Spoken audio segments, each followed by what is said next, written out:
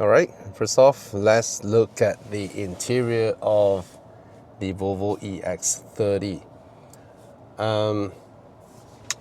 First off, when you come inside here, it is completely different from the Volvos we've known since 2015, since the Volvo XC90 debut, and then the S90, V90, S60, V60, XC60, and XC40 and all that. Now in 2021, they updated the Volvo Sensus infotainment system to the Google infotainment system, and then that is still largely similar to the Sensus, but it's Google based. And of course the map is wonderful when it's Google Map. This one is a new system. It's also Google Map, but the layout, the logic, everything is different. If you've not noticed yet, there is no cluster here, no heads-up display over here. All I get is this small top panel to display the speed. And now let me put it into drive. So that's the speed. All right, that's the range. Very small font, I have to say. If you first got into the car, you really have to, what is this? Oh, I was imagining I can drag this and then this one enlarge. Nope. And all the warning signs and all that are here. And this one is your adaptive cruise control display. You can sort of change them a little bit by pressing this button on the steering wheel. This one. This is a customizable button. So if you press them, it can toggle, having the speedo in the middle or on the right. Yeah, only two options. All right, and the font size remains, and it is rather small. This is my vantage point, and it's not like immediately you can glance over and see your range. You really have to focus and know where to look because there are quite a number of things. Now, on first glance, this screen will actually confuse a lot of people because it looks like there is a lot of things there. But once you get the logic, this one is your speedo cluster. What is supposed to be displayed here is now here, the top part. Okay, very little information here. You don't get much. In terms of the charging or the recuperation, it is this bar over here. All right, if you are recuperating, you will have a green bar. If you are using, you have a blue bar on top. That's just it. And then when you are in adaptive cruise control, there will be a green lane shown on this car. Notifications, clear all. Yep. You will have a green lane, and then the car in front is going to be shown there. And then this one is your average consumption and all that, which Volvo regarded as non-crucial information when you are driving.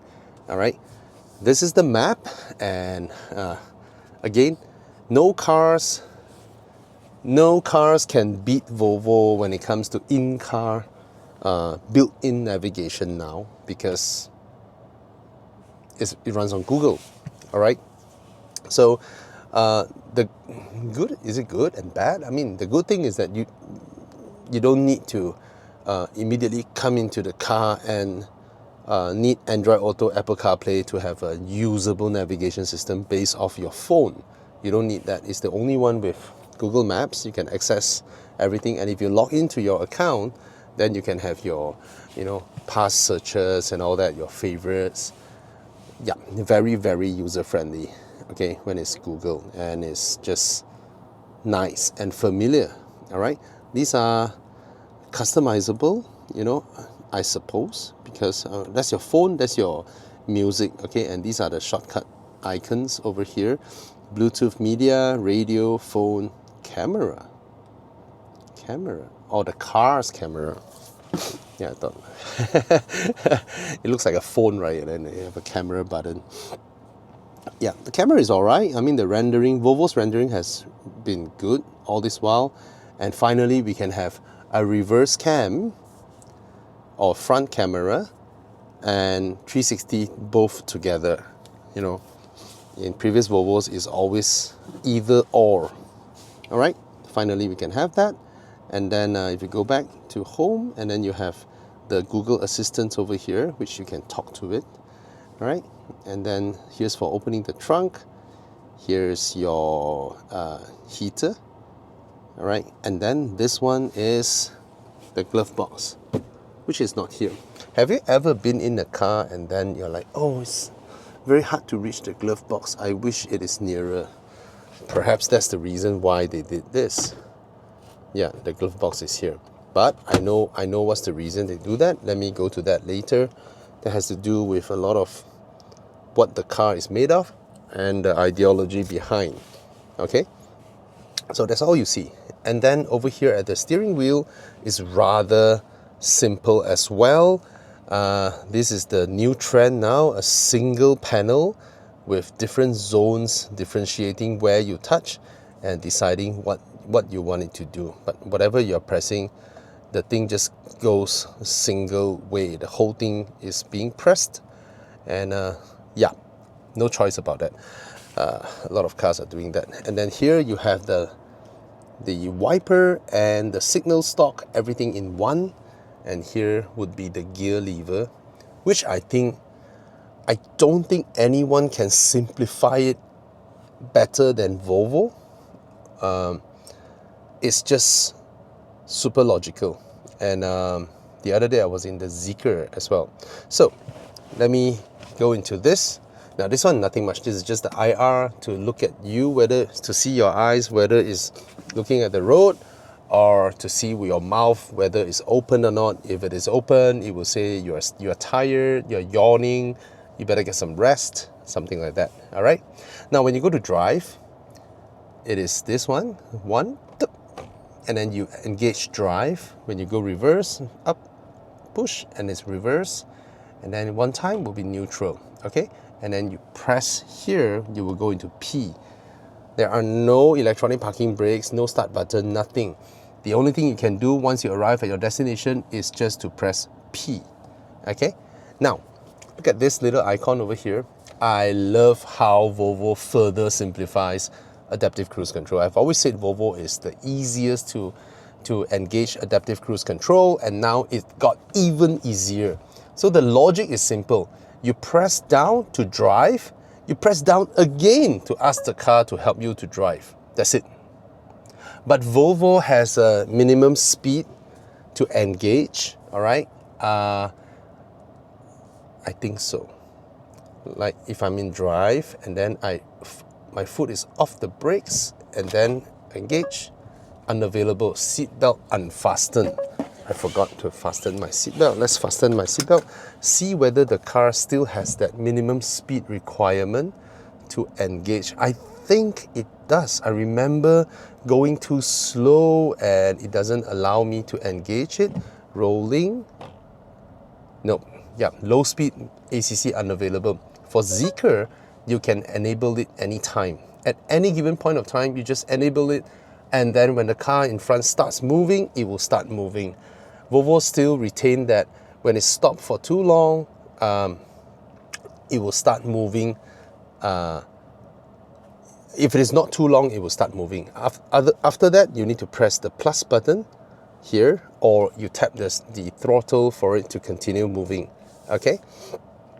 So even though they are in the same group, largely the same logic, but in terms of the software interface, they have their own preferences according to their own brand. All right. Now to operate the wipers, very easy. Just turn this little knob over here, and you activate the wipers. Okay. You can roll it indefinitely. That means off, and then you have the spray, right? And then this is your signal. All right. You hear the sound coming from there, and if it is turning right, you can hear the sound coming from here. All right. Good way to use the speakers to let you know directionally. Okay. Yeah. Volume, next song, previous song, done. Steering wheel is small and cute and thin, which is really nice. But somehow, because of the distance between the armrest, and the steering, I kind of wish it can extend more. Now, it can extend quite a bit, actually. Let me move it telescopic wise. it does go quite a bit, but I kind of wish it can do more. Okay, no, it's not about more. Okay, it's enough. It is enough, but it's not far, it's not low enough. Okay, now see this one. Okay, this is the most retract and then lowest, and this is highest. Okay, I'm not sure if anyone wants it that high. Okay, you can see here. All right, I think this is a better view. This is how it is. You can lower it, okay, and then I can extend it, but I kind of wish after extending I can lower it another inch. That would be perfect for me, but this is steering adjustment. Different people, different heights, different arm length, different sitting position will be different. But from what it is now at its lowest and most extend setting, I kind of felt it is still a little bit too high. Okay, just an observation. Okay, not a big complaint. And then you will have this beautiful door handle. Okay, on all 4 doors, and then integrated with this stylish metal piece. Okay, very nice. I don't think it is real metal, but it is a very, very well coated satin chrome plastic. Well, if it is, I think it is plastic, because it will be colder and hotter under the sun or being blown by the aircon. All right, but it's nice. It's one of the nicest satin chrome finishes I've seen on cars. There are no seams, no molding lines, or it feels proper. Feels proper. Okay, very, very nice. And then here's the armrest, very soft and plush.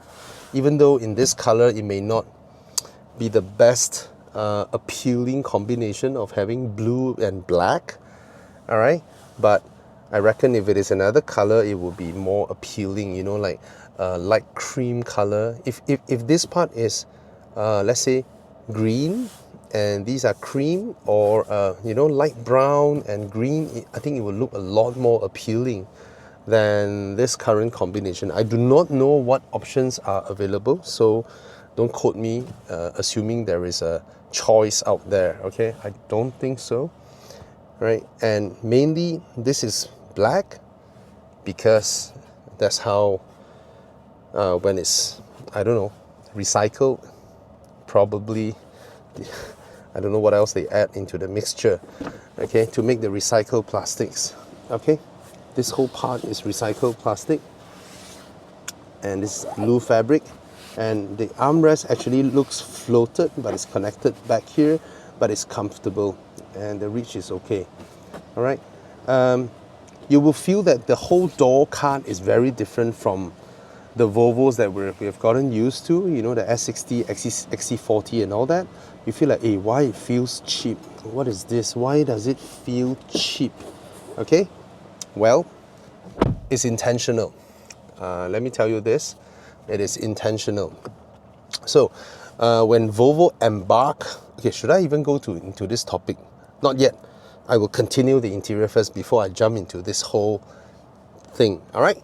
Now at the front here is a big soundbar from Harman Kardon hidden inside this panel. I think this execution is pretty good in terms of using the same material as the A-pillar, and then the whole design just extends all over here. And yeah, you know, this common fabric that car makers have been using, right? It's the perfect cover for speakers, right? They are porous, and then they won't block much sound, and it's a very familiar sight and material to use. All right, up here you have the visors. The visors, you have the mirrors, and there are no lights on the mirrors. Yup, no lights on the mirrors. Card holder over here, and the whole material all is just thin, and this is plasticky. Again, I'm gonna go into all these later. Okay, I'm gonna go into all that later. This whole center console is made of hard plastic. The whole thing is hard plastic.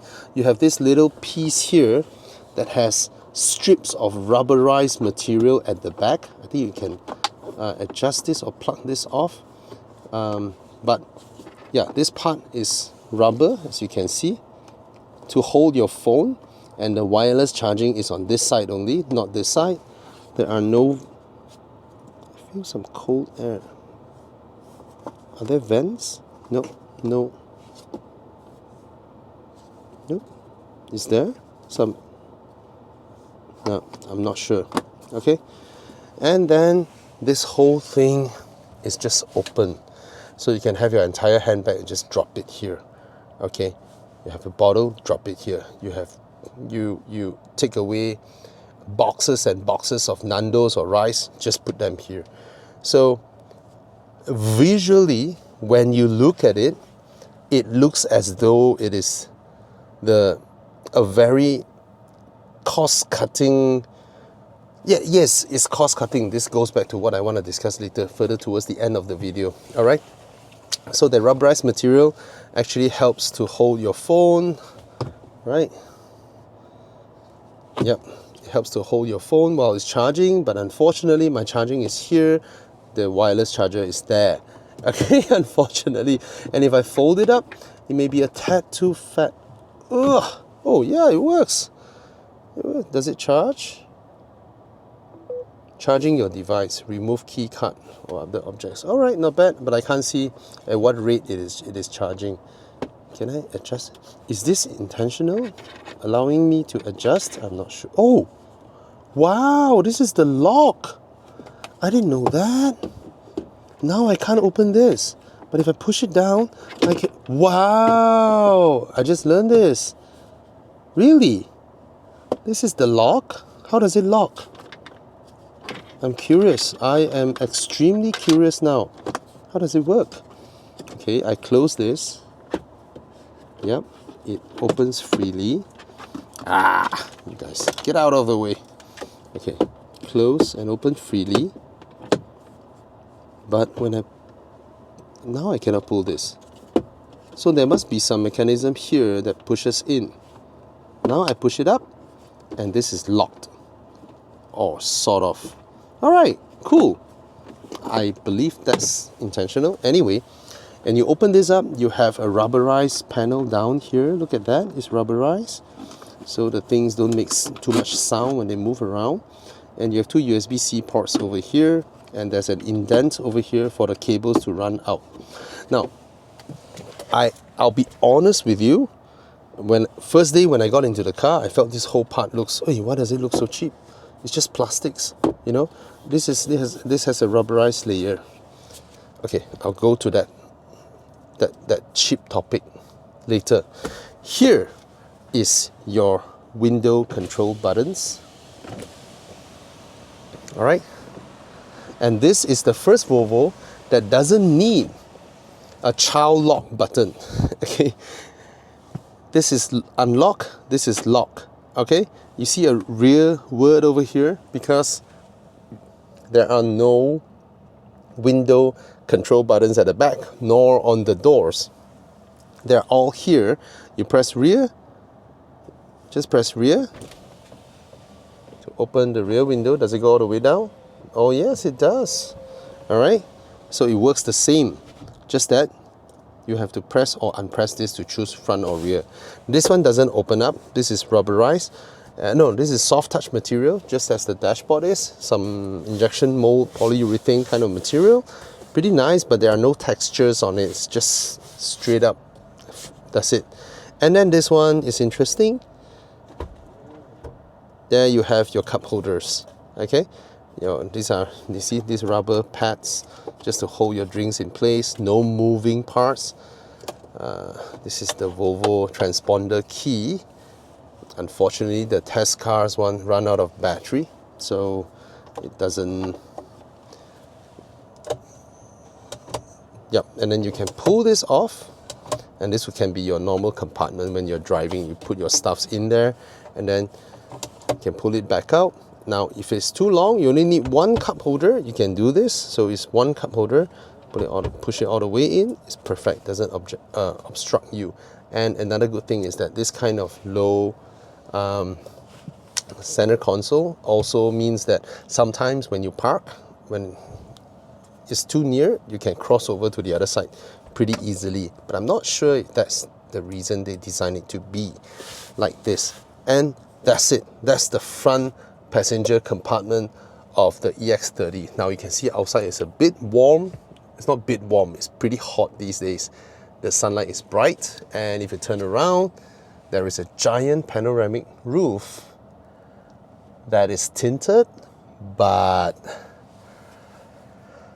there's no electrochromatic thing over here where you can press and turn it opaque. You can't. There is no sun blind over here. If you move your palm near the glass, it's actually really warm. Volvo does come with an accessory, but the accessory is like a net and a clip that allows you to clip up here, which I have to be honest, that accessory, when I saw it, I thought it is some Taobao accessory, but never did I little did I know that it's not. Okay, now these are the seats. Again, the same surface material. These are not leather. All right, they're not leather. They are some synthetic materials. Okay, now when it comes to the seat controls, there is just, maybe I can show you from the screen. It's just one little knob. It doesn't show on the screen. It should. No, wait. There you go. You see this icon down here? The square icon? That is how I adjust. So I press the center to toggle between the lumbar adjustments, you know, and then the seat adjustments. It's the same blue button that I toggle between three, and then I use that little square knob to either turn or move. So if I turn clockwise, I turn clockwise or counterclockwise just now, it will be my seat back. If I move the whole square, front, rear, so I can move the front, the rear, or I rotate the thing to do this. And then if I toggle to another one, it will be my seat base, adjusting the angle of my seat base, but it doesn't go very high, but it's all right, some form of adjustment. And then I press it again, it will be the lumbar behind my back, pushing my back out or up and all that. All right, so that is for the driver's side. There's one lovely feature last time that Volvo has in the sensors system, is that I can press on the screen to select the passenger seat, and I can use my driver's seat controls to control the passenger seat. That is super duper convenient. And since everything is through the screen anyway, through the car system anyway, I urge Volvo to return that, because it is tiring or difficult for me to, even though I can reach it, but you know, it's, yeah. Since, actually, right, you know, the seat controls, right? All cars' seat controls should be on the inside, so that either one of us can move either one's seats. What do you think? What do you think of that? Right, it's the same. It's like putting the driver's side seat on the passenger side on the driver's side, so that the controls both face inwards, so both of us can adjust our seats, right? Because my son is rather tall and this car is rather small, so yesterday I have to reach up over there and push this seat all the way so that I give him enough leg room, because nobody's sitting here. But by balancing both sides, it should be enough. Okay, this is my seating position. I'll go to the rear now to show you how the rear seats, how spacious the rear seats are. Okay, do I want to go through the infotainment? Yeah, I should before I go that. Okay, this is your home screen. All right, you press home, you see all this, and then you press car. This pops up. This is your immediate controls. Open the glove box again, and then you can open the boot. You can turn on or off one pedal drive. You can turn on or off lane keeping assist, driver alert system, change the ambient lighting, adjust the mirrors. You press this, and then you can use these to control the mirrors. Okay, left or right, you can select them. They do this because it's not very often that people adjust their side mirrors, you know, and you can fold your side mirrors. Yeah, 3 menus down to fold them. Okay, no longer a single button to press. And then you have your exterior lights, rain sensitivity. You can choose, you know, low, medium, high, you know. Car status, everything is okay. It shows you tire pressure, your trip info, and all that. And then settings, then you come here. Here, you press driving. You can choose when you press this, the Second level of driver support, you want speed limiter adjustment or pilot assist. Do you want steering assist, which means lane keeping and then pulling your steering and all that. And the distance to the car in front, they call it time interval to vehicle ahead. You want a longer distance, medium or short. All three of them have very little variations, very small variations in between. Okay, and in terms of driving, do you want one pedal drive? I hated one pedal drive. Volvo EVs do behave like normal cars really, really well. Okay, hill descent and then ESC off, performance all-wheel drive. This one is the high performance variant that is being sold for 228,000 only. For this kind of horsepower, this kind of 0 to 100 time is a bargain. But the performance part of it is always off. If you want it, it is 3 menus in. You see, press the car and settings, driving, scroll up, and then you toggle performance all-wheel drive. I tell you, under this mode, the car pulls mad. It's crazy, it's fast. And with the size of the car, the lovely steering and the suspension, when you go into this mode, you became a hot hatch, I tell you. You're gonna go hunting for Golf Rs. Okay, and here you have under safety assist, your lane keeping aid, lane departure warning, driver alert, forward collision warning, you are early, medium, late, rear collision warning, blind spot information, and all that is all under here. And that's it. For driving, no more. Controls, and then you come here, your towing mode, car wash mode and all that, display brightness on the screen, rear fog light and all that, and then you can see more settings. They try to hide a lot of things so that they don't, those that are not commonly used are all being hidden inside. The common ones are outside, okay? Again, you can adjust your mirrors again. All right, you can lock the rear door, windows, you can reduce alarm mode, and then other options, like auto unlock doors when you go into P, glove box you can lock, and then with a pin number to, so yeah, that's the benefit of accessing the glove box, not with a button, but with the screen. You can put a pin to it, all right? That's actually a good thing, I would say, all right? Guidance lights when you go home, it's like follow me home light. They have their own name somehow. I call it guidance light, and when you lock and unlock, your confirmation sound, your auto fold side mirrors, all that, you can adjust all that inside here. You can dive in, okay? Sound, you can select all the sound to the driver or just to the rear or to everybody, all right? Whatever Quantum Logic, that's their own brand from Harman Kardon, okay? And then equalizer, if you know your stuff, sound engineer, you can do your own thing, all right? Connectivity, straightforward, these are all the things that we need. Bluetooth, Wi-Fi and all that. Charging, you can set the car to only charge to 80% to protect your battery. But I wonder why car makers don't display 100%, but 100% is actually 80%. You understand? They could have done it, right? Very easy, just a software skin, all right? Limit charging current. Do you want to limit it or go full to 32 amps? And then what else? Nothing much. Profile, privacy, Google system, nothing. No more. So it's a very straightforward menu. You can't play with your car, like those Chinese ones. You can't do all that. Your hazard lights are here, okay? Your apps, Google run on Android, so you can download some Android apps that can be used on this car, okay? And here is your quick control on temperature, all right? Interestingly, they have this as a separate one. Can I just drag? You see, I can't. The old Volvo, right? You can just press the temperature and move your finger. Just slide the temperature. This one you can't. Can I slide here? I can't. Interesting. I must poke. Interesting. Here is your fan speed. Can I adjust this? No lah. These are all mechanical ones. This is just graphic to show you. Nothing much.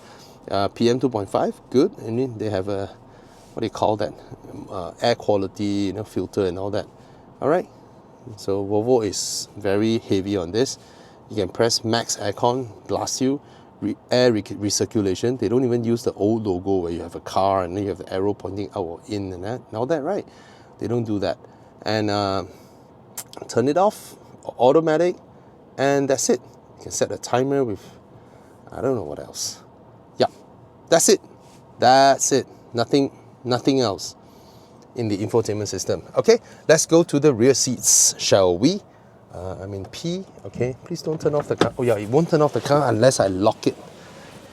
I only have the NFC card, and unfortunately, you can only unlock the car with the NFC on the driver's side. There are no NFC on the passenger side.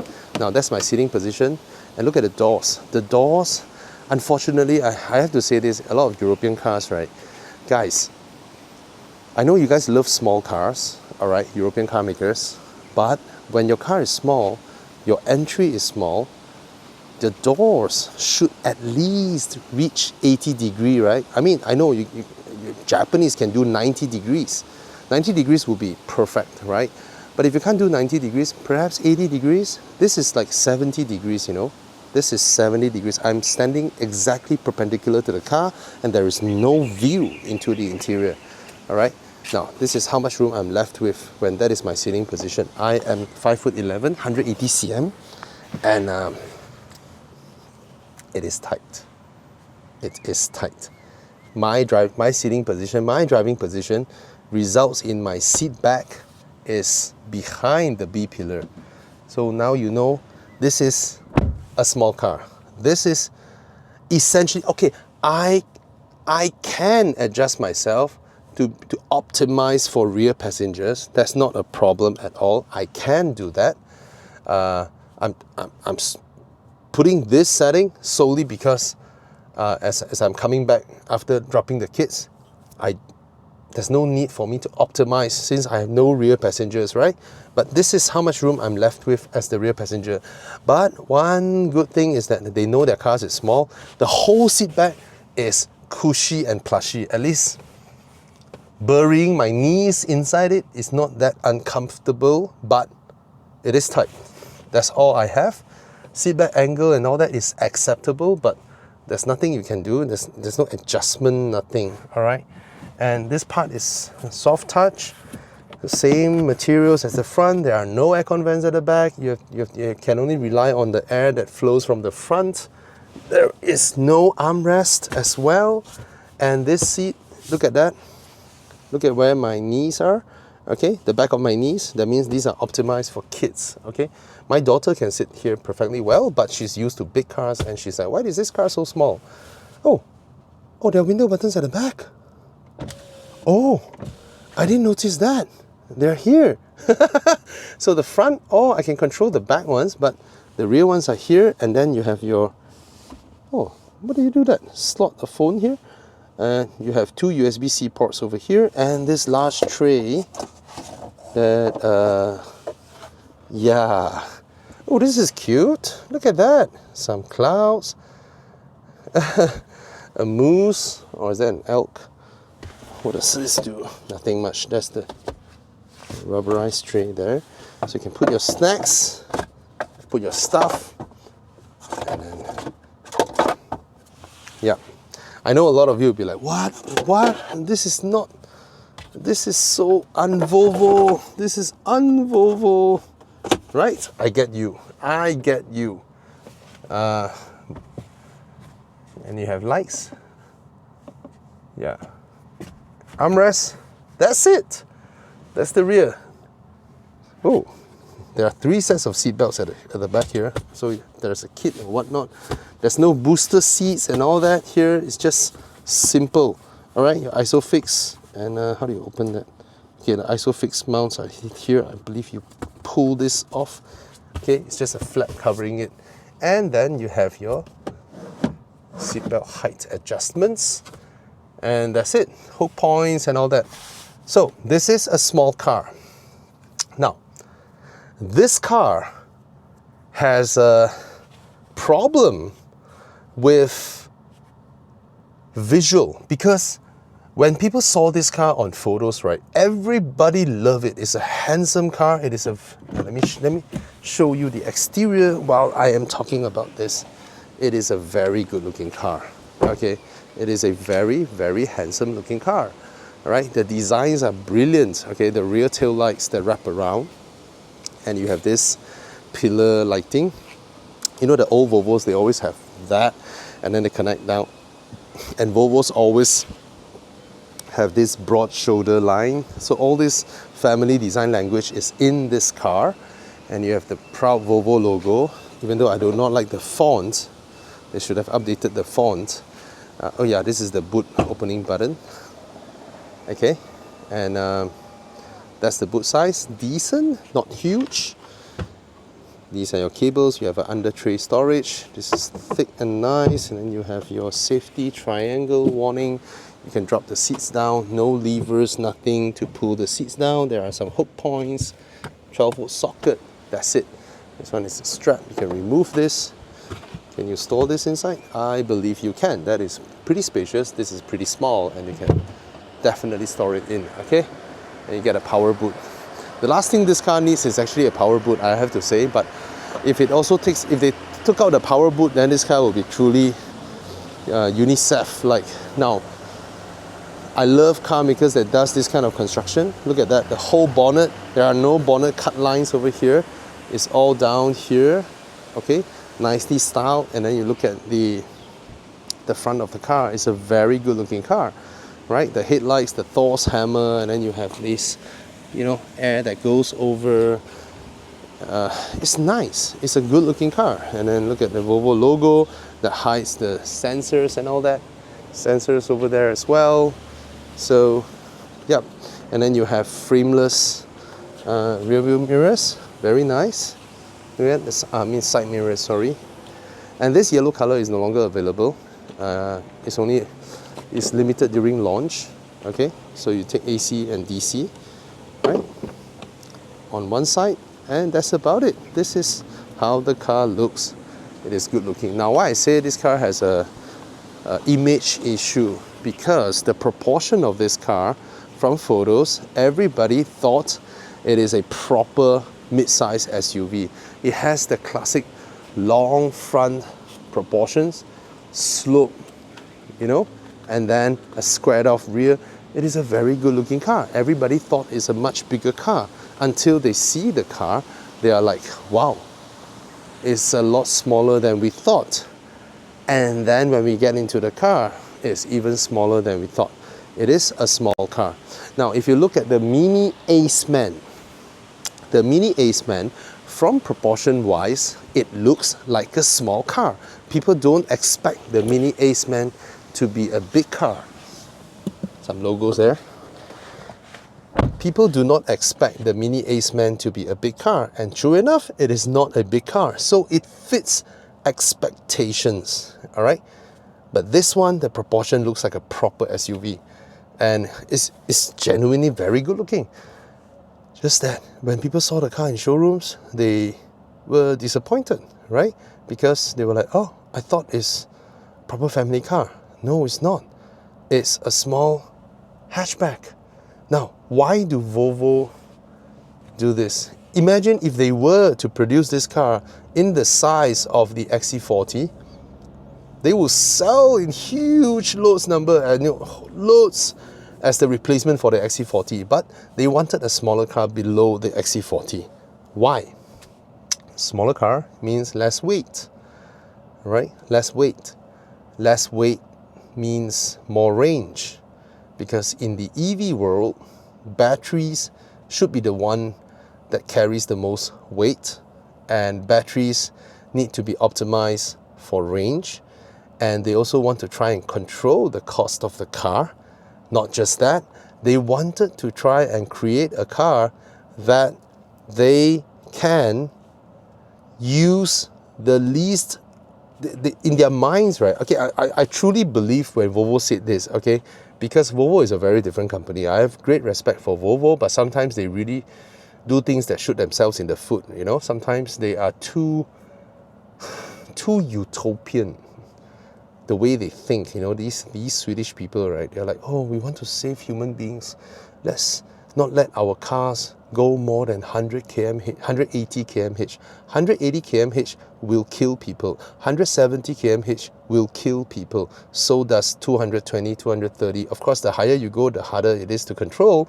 But yeah, you get what I mean, right? So when you limit yourself to 180 km/h, many Germans who drive on the Autobahn won't buy your car because they are used to driving 200 over. They're used to that, right?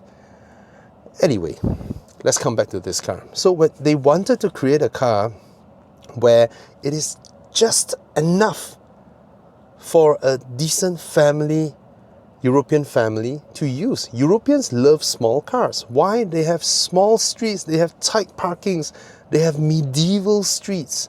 And I love big cars, but whenever I drive a small car, I genuinely enjoy it because it's so easy to park, it's so easy to just squeeze anywhere, and it's so nimble, and then, you know, you just, you know, zoom about and all that. So I genuinely understand why Europeans like small cars. So they wanted to create a small car that is just nice enough for a family, enough for the boot space and all that, for them to just, that one car for them to use, all right? And all that culminates in trying to squeeze the best mileage out of the battery. See, in EV world, right, the more money you pay, the more battery you buy, the more range you get. But the larger your car is, the lesser range you get out of the money that you paid for your battery. You understand that? So they wanted to optimize this, so they created this car. That's one thing. The second thing they wanted to do is to try and use as little material as possible to conserve the little blue planet that we have. You know, the one and only blue planet. That's all we have. We should use as little material as possible. People still want to buy new cars. You know, we are in the car business, but we want to try and use as little material as possible, and use recycled materials whenever we can, and have the car produced in a factory that is net carbon emitting factory. That means when I produce this car, the carbon that I put in is neutral. I don't increase carbon emission in the world when producing my cars. I get all these lofty goals. I get that as a company they need to survive. That's why they need to sell cars. For if not, if you just want to save the earth, you just refurbish your old cars and encourage people to buy old cars, because when you're using old cars, you're not putting new materials into. That's altogether another topic, because for those people who are extreme in wanting to conserve the earth, then some people will argue, then you just end yourself. If you're not born or you die younger, you use less of the earth's resources, isn't it? Right? So every company should shut down, everyone stop using anything, just return to nature. When lion kills you, it's like, oh, that's nature, that's just how nature works. But that's not how humans are supposed to live, all right? Anyway, too far. Now, that's why they couldn't even bother to paint it, right? This is what it is finished in. This is what it will be, because the earth is for the earth, okay? No wiring here for the window switches, for the door lock and unlock. None of that. Just this that is pulled to that, and that's it. So they do not need much wiring over here except for the windows to open and the window motors. That's it. Because if you have window control buttons over here, door unlock and unlock buttons over here, the child seat lock and all that over here, you need extra wiring to come in here, extra components and all that. That's their ideology, all right? And in producing a car that can use the least amount of materials between left-hand drive and right-hand drive, this is how they designed the dashboard to be. A perfectly symmetrical dashboard where only when you change left-hand drive to right-hand drive, you have just this part is different. This is a different mold from this. You swap them, then you can mount the steering wheel out from here or here. All this, you see, this one as well, okay? But the aircon vents is not angled, the screen is not angled. All these are standardized left or right-hand drive. Even the doors, you don't need a left-hand drive door and a right-hand drive door. You know, in the XC90, right, on the driver's seat, you have the controls, but you don't have that bar, that arm thing where you hold. But on the passenger side, you have it. And then in left or right-hand drive, they need to have two different modes. This one, you don't need to. Glove box, right? In left or right-hand drive, right? One glove box is over here, one glove box is over here. But this one is in the middle. It's in the middle, so left-hand drive and right-hand drive can share. This entire console is the same. There is no alignment issues, right? Of course, they put it on the left side because left-hand drive is more convenient. On right-hand drive, it's not too far away. It's like 2.5 inches, okay? And all these are identical. And all these are made of recycled plastics, hence they're made of plastics, okay? But I have to say, even though this one looks like that, it's one of the most convenient center consoles because I just throw everything here. I don't even need to think. I just throw them. Here. I just leave everything here. It looks messy though. Let me show you. It actually looks messy when I just have everything here. Where's my smart tag? Oh, it's over here. Yeah, I dropped everything here. I just dropped everything here. And it actually is a little bit messy, okay? But it's perfectly okay. What you need to hide, you put it inside. What you use often, you put it on top or here, okay? Then you can open half. Again, you can grab your things as well. You can still have your smart tag. And then I do this, and then I pull this in, and then one layer, I put my smart tag here. Or if I want the cup holders to hold it, I'll pull this back out, and then I put it here, you know? So I find this highly usable, even though it doesn't look very pleasant. But that day I bought some takeaways, and then the boxes were stacked up. I just shoved the whole thing here. I just have the whole thing just sitting here. It's flat, it's open. I just have it here, and it's so convenient. But it doesn't look that appealing for a 200,000 car. But if you look at the Mini, they don't have that as well. Mini made their dashboard fun, you know. It's also a lot of plastics, a lot of fabrics, but they project some lights out, you know. They make it look fun, and they have a silly little thing that you open the lid with the fabric. I think they garnish it well with fabric, which Volvo wants to keep it minimal, right? Same goes to the seats, same goes to the door cards. The whole ideology of this car is to use as little new plastics as possible, and they use recycled plastics. All these are a lot of recycled plastics, okay? And in Europe, they want more sunlight in, so you don't need to use as much heating, which has the absolute reverse effect when it comes to tropical countries like ours. I notice I let my aircon go full blast for most of the time, okay? Now it comes to the aircon vents. Another thing, just two straps of plastic, and it's simple. You can adjust the air, and then you can open the vents and close the vents. Of course, operationally, the sound of plastic hitting plastic doesn't feel very premium, and these are all acrylic plastics as well. So this whole car gives you a vibe of rather cheap. Yes, but that's their message. You can say that's their excuse, right? But that's their message. That's their goal.